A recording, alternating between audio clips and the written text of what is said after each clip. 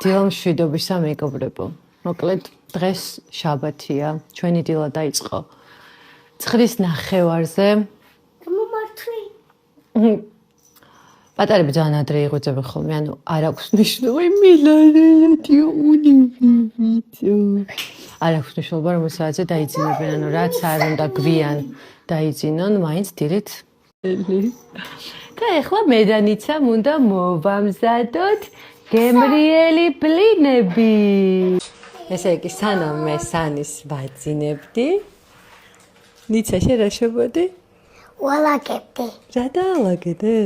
სამზარეულო და აქ. აჰა, სამზარეულო დაალაგე და აქ. წამო, ეხლა ჩვენ როგორ დავალაგე სამზარეულო. ყოჩა. მაგიტაც.